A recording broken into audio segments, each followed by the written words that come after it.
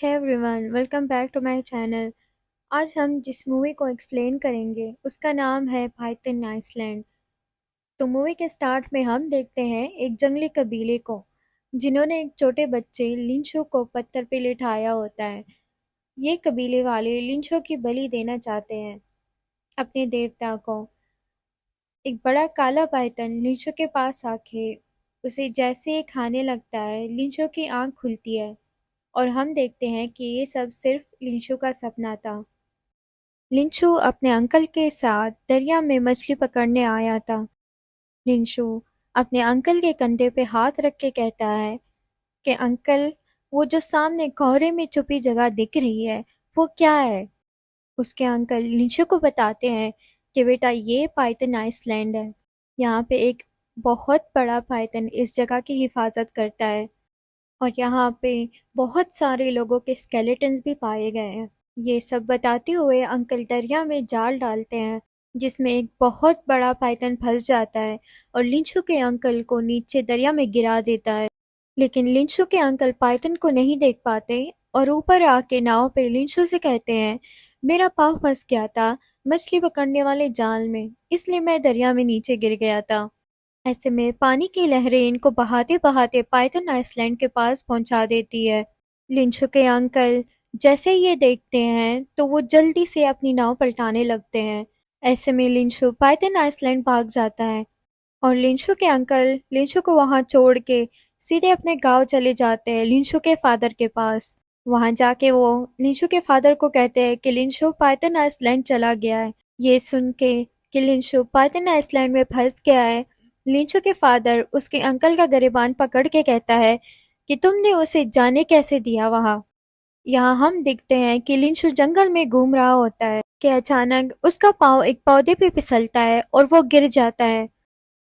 लिंचू उठते ही देखता है कि वहां पे एक बहुत बड़े सांप का चमड़ा पड़ा होता है। ऐसे में लिंचू को अपने आसपास कुछ फील भी होने लगता है, लेकिन जब वो इधर उधर देखता है तो वहां पे कोई भी नहीं होता।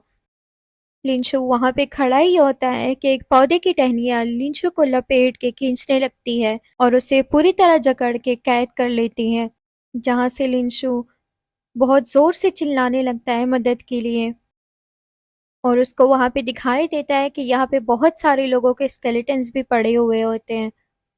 ऐसे में लिंचू के कंधे पे एक लिक्विड सा गिरता रहता है, तो वो जैसे ही ऊपर देखता है तो उसे दिखाई देता है एक प्लांट जैसा मॉन्स्टर जो उसको खाने के लिए आगे बढ़ रहा होता है।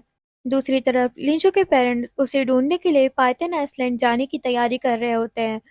साइड में खड़े 3 आदमियों को दिखाया जाता है जो बहुत ही लालची होते हैं।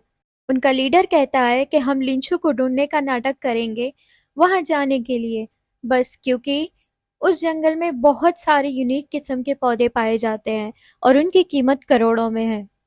यहाँ गांव के लोग इकट्ठे होकर लिंचू के पेरेंट्स को कहते हैं कि तुम लोग पाइथन आइसलैंड ना जाओ, क्योंकि अगर तुम लोग ऐसा करोगे तो आइसलैंड के सारे सांप आके हमारे गांव को तबाह कर देंगे। लेकिन लिंचू के पेरेंट्स अपने बच्चे को वहां जंगल में अकेले नहीं छोड़ सकते थे, तो वो लोग नाव लेके पाइथन आइसलैंड चले जाते हैं। वहां पहुंच के ये लोग लिंचू का नाम चिल्लाने लगते हैं और इधर उधर घूमने लगते हैं कि ऐसे में एक लालची आदमी अपने लीडर से कहता है कि यहाँ के पौधे कितने बड़े हैं और कितने खूबसूरत हैं। उनमें से एक पौधे को तोड़ने के लिए जाता है और उसी टाइम वहां पे एक बहुत बड़ा काला पाइथन आके उसे मार देता है और बाकी लोगों के पीछे पड़ जाता है। ये लोग पाइथन से बचने के लिए भागने लगते हैं कि ऐसे में जिस पौधे ने लिंचू को जकड़ा था वो इनको भी जकड़ के खींच लेता है और ये लोग एक सांपों के मंदिर जैसी जगह पे पहुंच जाते हैं। ये लोग इधर उधर घूमने ही लगते हैं कि लिंचू के अंकल बोलते हैं कि हमारे बुजुर्गों ने इस जगह का जिक्र किया था कि यहाँ पे अमर होने वाला अमृत मिलता है। लिंचू के पेरेंट्स उसका नाम चिल्लाने लगते हैं कि इनको लिंचू की भी आवाज सुनाई देती है और ये लोग लिंचू के पास पहुंच जाते हैं और उसको पौधों की जकड़ से छुड़ाने लगते हैं कि ये लोग देखते हैं कि वहां पे बहुत सारे स्केलेटन्स पड़े हैं। अचानक ही उन स्केलेटन्स के बीच में से सांप निकलने लगते हैं और वो सांप इन पे हमला कर देते हैं कि इतने में यहाँ पे काला पाइथन भी आ जाता है और इन पे हमला करने लगता है और ये लोग किसी तरह से यहाँ से निकलने की कोशिश करते हैं। कि एक लालची आदमी नीचे गिर जाता है और काला पाइथन उसे खा लेता है। इस दौरान लिंशु यहाँ से अपने बैग में एक सांप का अंडा रख लेता है और ये लोग किसी तरह से यहाँ से निकल जाते हैं।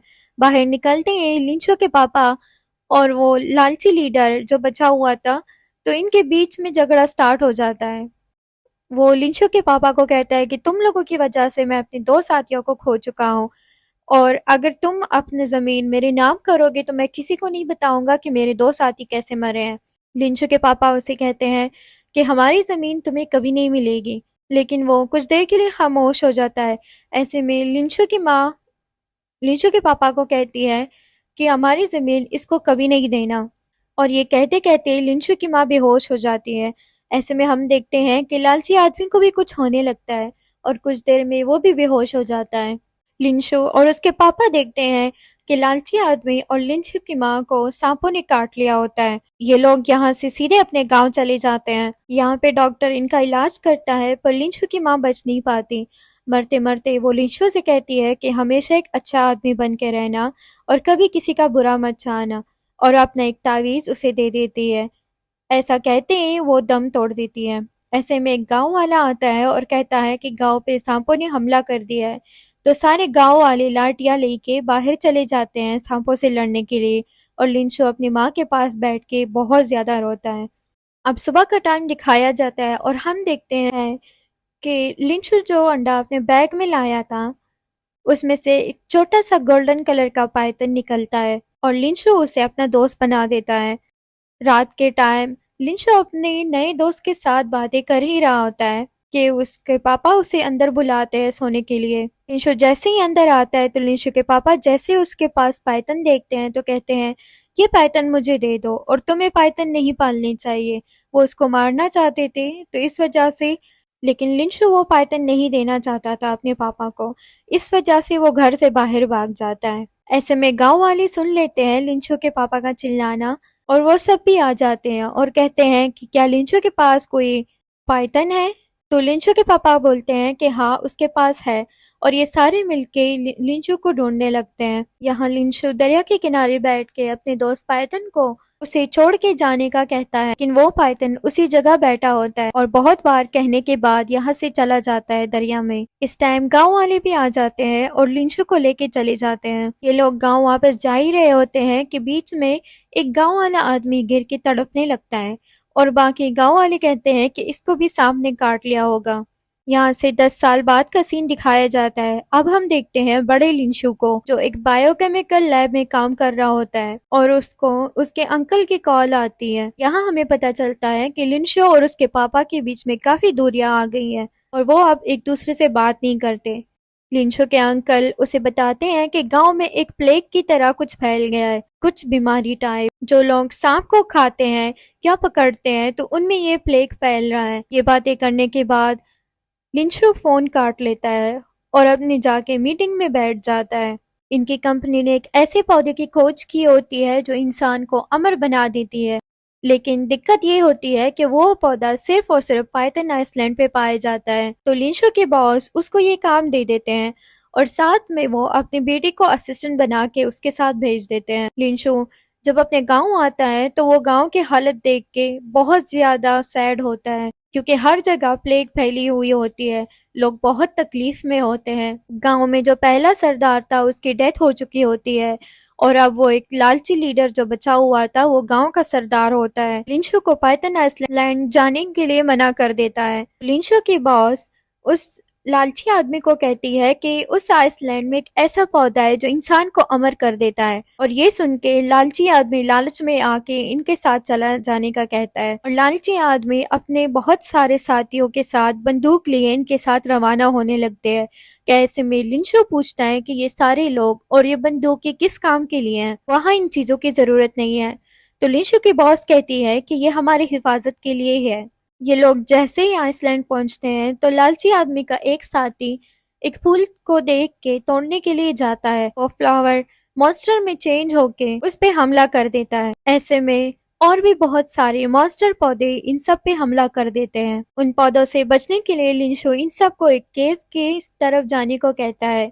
लिंशु की बॉस वहां मौजूद एक पौधे को तोड़ देती है और सारे पौधे इनकी तरफ आने लगते हैं और ये लोग केव के अंदर घुस जाते हैं। लोग देखते हैं कि वहां पे बहुत सारे सांपों की मूर्तियां बनी होती हैं। असल जो पहले कबीले वाले यहाँ पे रहते थे ये उन लोगों ने बनाई हुई होती है। बॉस की बेटी भी कहती है कि मैंने भी उन कबीले वालों के बारे में सुना है, पर वो कैसे गायब हुए किसी को भी नहीं पता। ऐसे में यहाँ पे बहुत सारे सांप इन पे हमला करने लगते हैं और काला पाइथन भी आ जाता है और ये सब अपनी जान बचाने के लिए इधर उधर भागने लगते हैं कि यहाँ पे लिंशु को गोल्डन पाइथन भी मिल जाता है जो अब काफी बड़ा हुआ होता और आके लिंशु के माथे को चूमने जैसा कुछ करता है। दूसरी तरफ लालची आदमी काले पाइथन पे गोली चला देता है। इससे पाइथन को तो कुछ नहीं होता पर उसको बहुत ही ज्यादा गुस्सा आ जाता है, वो इन पे हमला करने लगता है। लालची आदमी खुद की जान बचाने के लिए पाइथन के सामने अपने एक साथी को डाल देता है और बाकी सबको लेके यहाँ से भागने लगता है। दूसरी तरफ लिंशु की बॉस अपनी बेटी से मिलती है। उसकी बेटी उसे गोल्डन स्नेक के बारे में बताती है। बारे में सुनते ही बॉस का जो मैनेजर होता है वो कहता है कि अमर होने वाला जो पौधा होता है वो गोल्डन पाइथन से ही जुड़ा हुआ होता है। इसके बाद लिंशु की बॉस लालची आदमी को लालच दे के कहता है कि वो पाइथन को मार दे और या फिर उसको पकड़ के ले आए। यहाँ से आगे जाके इनको काला पाइथन और गोल्डन पाइथन एक दूसरे से लिपटे हुए मिलते हैं। ये लोग देखते हैं कि गोल्डन पाइथन की स्किन एक प्लांट का शक्ल लेके नीचे गिर रही होती है। इसको देख के लिंशु को समझ जाता है कि अमर होने वाला जो पौधा होता है वो मिच्योर होके एक सांप में चेंज हो जाता है और यहाँ पे बॉस पाइथन को मारने का हुक्म दे देती है। बॉस की बेटी उसको समझाती है कि वो ऐसा ना करे, लेकिन वो नहीं समझती।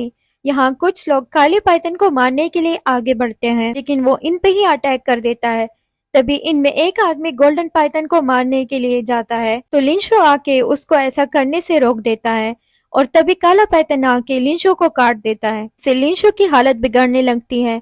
इतने में गोल्डन पाइथन आके लिंशु की जान बचा लेता है। तभी लालची आदमी गोल्डन पाइथन के सर पे वार करता है जिससे वो बेहोश हो जाता है। लालची आदमी काले पाइथन को मारने के लिए गोल्डन पाइथन को चारे की तरह इस्तेमाल करता है और तभी काला पाइथन सब पे अटैक कर देता है। हमले के दौरान पाइथन जाके मॉन्स्टर पौधे से टकरा जाता है। मॉन्स्टर पौधा उसे जकड़ लेती है। अब लिंशु बॉस की बेटी के साथ बाहर आ जाता है जहाँ उसे अमर करने वाला पौधा मिलता है जिनको वो लेके अपने बैग में रख देता है। लेकिन काला पाइथन छूटते ही लिंशु के पापा और अंकल पे हमला कर देते हैं। बॉस के मैनेजर बॉस से कहते हैं कि इमॉर्टल होने के लिए गोल्डन पाइथन को खाना पड़ेगा। ये सुन के लालची आदमी गोल्डन पाइथन को मारने के लिए जाता है। तभी गोल्डन पाइथन लालची आदमी को पकड़ के काट लेता है। यहाँ लिंशु को अपनी माँ की बात याद आती है कि हमेशा एक अच्छा इंसान बन के रहना और कभी भी किसी का बुरा नहीं करना। तो वो जाके लालची आदमी को वो पौधा खिला देता है और लालची आदमी की ताकत बहुत ज्यादा बढ़ जाती है और वो लिंशु को घड़े से पकड़ के दूसरी तरफ फेंक देता है। तभी लिंशु के फादर आके लालची आदमी से फाइट करने लगता है लेकिन वो उसको भी जख्मी कर देता है। ऐसे में गोल्डन पाइथन एक दफा फिर आके लालची इंसान को जकड़ने लगता है लेकिन वो गोल्डन पाइथन की बॉडी को अपने दांतों से दो हिस्सों में चीर देता है और उसका खून पी जाता है जिससे उसकी ताकत पहले से काफी ज्यादा बढ़ जाती है। और फिर वो बताता है कि गांव के अंदर जो बीमारी फैली थी वो इसी ने फैलाई थी ताकि गांव वाले इसे पैसे दें और ये उनसे पैसे कमा सके। कहते ही वो लिंशु पे चाकू से वार करने लगता है लेकिन लिंशु के पापा बीच में आ जाते हैं और चाकू लिंशु के पापा को लग जाती है और वहां पे उनकी फौरन ही मौत हो जाती है।